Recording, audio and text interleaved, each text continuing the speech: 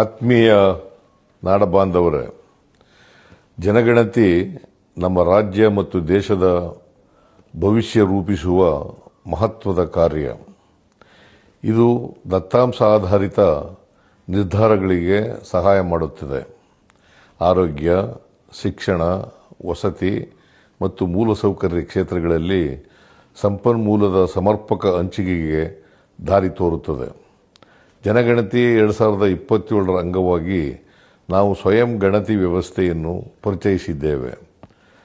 2026 April 1ರಿಂದ 15ರವರೆಗೆ ಪ್ರತಿ ಕುಟುಂಬವು ತಮ್ಮ ಮಾಹಿತಿಯನ್ನು SE ಸೆನ್ಸಸ್ GOV-in ಆನ್ಲೈನ್ನಲ್ಲಿ ಭರ್ತಿ ಮಾಡಬಹುದು.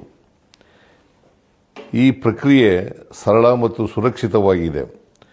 ಮೊಬೈಲ್ ಫೋನ್ ಸಂಖ್ಯೆ ಮತ್ತು OTP ಮೂಲಕ ಸುಲಭವಾಗಿ ಈ ಪ್ರಕ್ರಿಯೆ ಪೂರ್ಣಗೊಳಿಸಬಹುದು.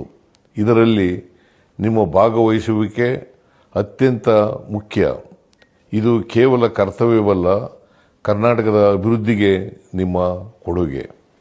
ಇಂದು ನೀವು ನೀಡುವ ನಿಖರ ಮಾಹಿತಿ ನಾಳೆಯ ಉತ್ತಮ ನೀತಿಗಳು, ಸೇವೆಗಳಿಗೆ ಮತ್ತು ಅಭಿವೃದ್ಧಿ ಕಾರ್ಯಕ್ರಮಗಳನ್ನು ರೂಪಿಸಲು ಆಧಾರವಾಗುತ್ತದೆ.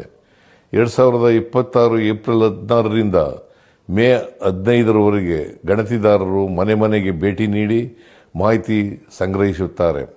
ಈ ಗಣತಿಯಲ್ಲಿ ಯಾರೂ ಬಿಟ್ಟು ಹೋಗದಂತೆ ನಾವು ಖಚಿತಪಡಿಸುತ್ತೇವೆ.